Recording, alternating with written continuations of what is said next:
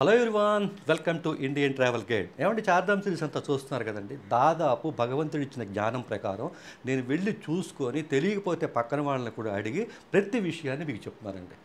ఏమంటే నేను ప్రతిసారి మీకు విషయం చెప్పాలండి.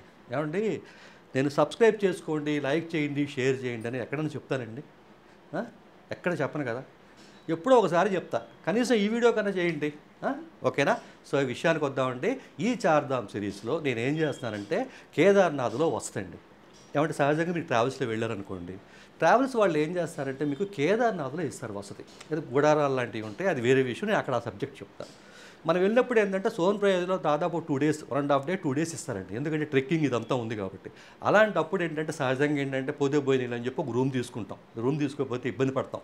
ఎందుకంటే కనుక మీరు సాయంత్రానికి వెళ్ళారండి కేదార్నాథ్, నైట్ ట్రెక్కింగ్ చేయొద్దు. ఫస్ట్ విషయం చెప్తాను, ఎట్టి పరిస్థితుల్లో నైట్ టైం ట్రెక్కింగ్ చేయొద్దు.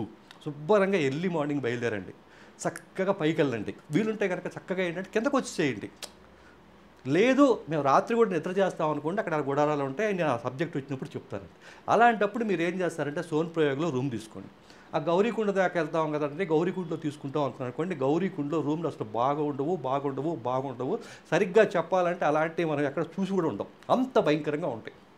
వాళ్ళు నాకు తెలిసి 2 నెలలు కూడా ఉతకరండి, అవే ఉంటాయి. కాబట్టి గౌరీకుండలో రూమ్ అనే మాట మర్చిపోండి. శుభ్రంగా సోన్ప్రయాగ్లో రూమ్ తీసుకోండి. సోన్ప్రయాగ్ అంటే గౌరీకుండ అంటే ఏం లేదండి, ఒక 5 నిమిషాలు నడక. చక్కగా సోన్ప్రయాగ్ నుంచి అంటే సోన్ప్రయాగ్ పార్కింగ్ ఉంటుందండి, ఆ పార్కింగ్ దగ్గర నుంచి 5 నిమిషాలు నడిస్తే మీకు గౌరీకుండలో జీపులు ఉంటాయి. 50 రూపాయలు ఇస్తే గౌరీకుండ వెళ్తారు. సో అది వేరే విషయం. చక్కగా ఏంటంటే సోన్ప్రయాగ్లో రూమ్ తీస్తున్నారు, అయిపోయింది. వసతి గురించి చెప్పారు. నెక్స్ట్ ఏంటంటే భోజనం గురించి అండి. ఏమంటే సహజంగా ఏంటంటే మనము దాదాపు అప్పటికే ఒక వారం అయిపోద్ది. ఎక్కడన్నా తిందామంటే భోజనం ఉండదు, సరిగా ఉండదు, తినలేము. ఏమైనా ఇడ్లీ తినాలి, లేకపోతే దోశ తినాలి, లేదా భోజనం చేయాలి, దొరికినా కూడా భయంకరంగా ఉంటాయి. సహజంగా ఏంటంటే మీకు చార్ధామ్లో ఏంటంటేనండి, ఎక్కడా కూడా మీకు ఎట్టి పరిస్థితుల్లో కూడా చట్నీ వేస్తే చల్లగా ఉంటుంది, దాంట్లో కొబ్బరి ఉండదు. ముఖ్యంగా చార్ధామ్లో కొబ్బరికాయలు దొరకవు, అందుకని వాళ్ళు కొబ్బరి వేయరు. ఒకవేళ తిన్న 200-300 పూట మీద అప్పటి నుంచి ఏం ఉపయోగం లేదు. అలాంటప్పుడు కేదార్నాథ్లో నాకు అద్భుతమైన ప్రదేశం దొరికిందండి. అలాగే మంచి భోజనం, చక్కటి భోజనం, అద్భుతమైన భోజనం. మన ఆంధ్రాలో మన సొంత ఊళ్ళో సొంత ఇంట్లో శుభ్రంగా ఇంట్లో వాళ్ళు చేసి పెడితే ఎంత అద్భుతంగా ఉంటుందో అంత రుచికరమైన భోజనం కేదార్నాథ్లో దొరుకుతుందండి.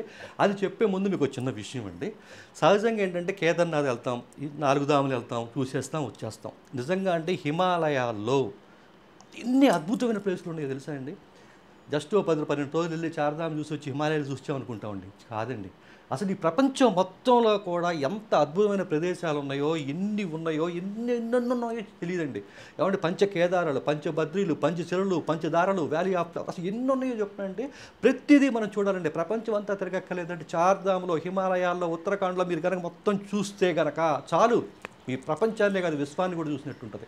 అలాంటి అద్భుతాన్ని కేవలం 12 రోజుల్లో కాదండి, కనీసం 6 నెలలు హిమాలయాల్లో 6 నెలల పాటు ఉంటే కానీ మనం చూడగలమండి. అప్పుడు కూడా కొన్ని మిగులుతాయండి. ఒక్కటేంటండి, ఒక ఉదాహరణ చెప్తానండి మీకు. ఈ మనకి వినాయకుడు కుమారస్వామి విశ్వాధిపత్యం గురించి తెలుసు కదండి. ఎవరైతే ముందు ప్రపంచం విశ్వాంతం తిరిగి వచ్చేస్తే కనుక వాళ్ళకి విశ్వాధిపత్యం ఇస్తానని చెప్పాడు కదండి శివుడు. అప్పుడు వినాయకుడు ఏం చేస్తాడు, శివపార్వతుల చుట్టూ తిరిగి, అంటే తల్లిదండ్రుల చుట్టూ తిరిగి నేను గెలిచానని చెప్తాడు. అది జరిగింది కూడా అక్కడేనండి. శివపార్వతుల కళ్యాణం జరిగింది అక్కడేనండి. వినాయకుడు పుట్టింది ఇక్కడేనండి. ఎన్ని ప్లేసులు ఉన్నాయో. మరి ఇలాంటి అన్ని ప్లేసుల గురించి గైడ్ కూడా కావాలి కదండి. అలాంటి అద్భుతమైన గైడు చూడండి, 400 పేజీలతోటి 32 పేజీల కలర్ తోటి ప్రతిదీ కిలోమీటర్లో హైట్తో సహా వచ్చేసి అద్భుతమైన పుస్తకం అండి. ఈ బుక్ రాయడానికి దాదాపుగా 4 నెలలు పైన పట్టిందండి.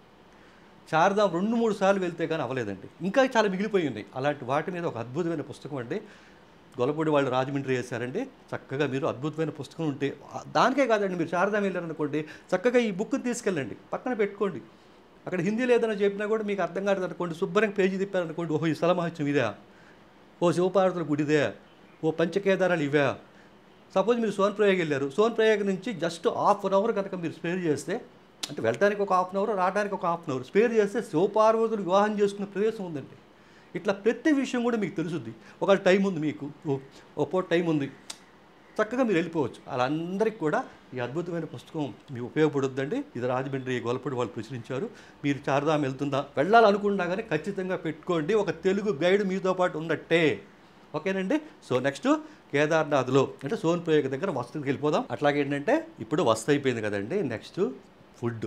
నేను ప్రత్యేకించి ఫుడ్ గురించి ఎందుకు చెప్తున్నానో తెలుసా అండి? టోటల్ చార్ధామలో అద్భుతంగా చక్కగా మన తెలుగు రాష్ట్రాల్లో అంటే ఆంధ్రాలో కావచ్చు, తెలంగాణలో కావచ్చు తినే అద్భుతమైన భోజనం అనేది కేదార్నాథ్లో మాత్రమే నాకు దొరికిందండి. అది కూడా ఉచితంగా. ఆ?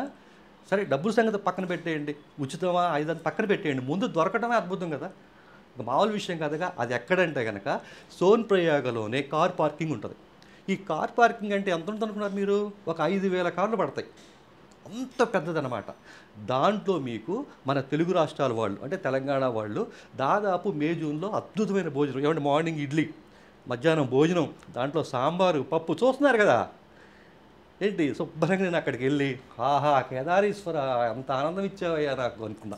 అంటే భోజనం కదా మనకి అంత ఇష్టం, మరి ఏం చేస్తాం, వారం రోజులు అయిపోయింది. సో ఆ అవకాశాన్ని మీరు కూడా ఉపయోగించుకోవాలని చెప్పి నేను చెప్తున్నానండి. జస్ట్ మీరు కార్ పార్కింగ్లో బ్యాక్ సైడే ఉంటుందండి.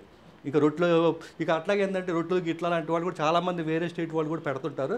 ముఖ్యంగా ఏంటంటే తెలుగువారి భోజనం శుభ్రంగా 2 పూట్ల టిఫిన్కి వెళ్ళండి.